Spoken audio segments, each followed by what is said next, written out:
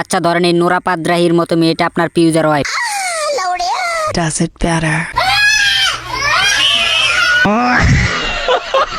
মানে ভাই পৃথিবীতে এগুলা কি হচ্ছে? মানে ভাই 2024 সালটাও শেষ হয়ে গেল, কিছু কিছু মেয়েদের ব্যয় পোনা চুলকানি শেষ হচ্ছে না।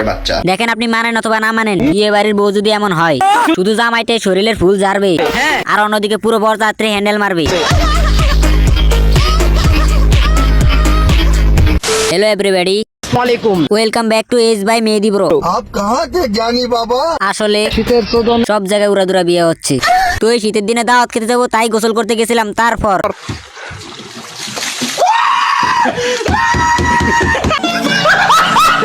গোসল করার পর আমি আর আমার চুতিয়া বন্ধু কাঁপতে কাঁপতে বিয়ে খেতে গেলাম। জি অনেক কষ্ট করে মেহনত করে আইছি। আসার পর দেখছি যে পরস্কার মেয়েটির বিয়ে, সে নিজে স্টেজে উঠে অশ্লীলতা ছড়াচ্ছে।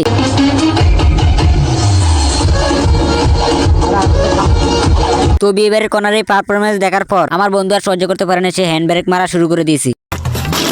তো ধীরে ধীরে মেয়েটা ডান্সের স্পিরিট বাড়তাছে আর আমার বন্ধুর হাতের স্পিরিট বাড়তাছে। মেয়েটা তো আর থামলো না, কিন্তু 13 সেকেন্ড পর আমার বন্ধু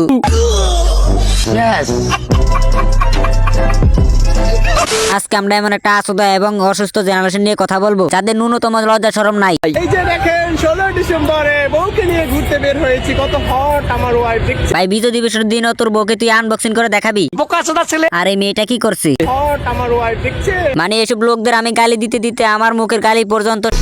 তবে এসব মেয়েদের দেখলে বোঝা যায় রাস্তাঘাটের দিয়ে ভরে গেছে দেশ।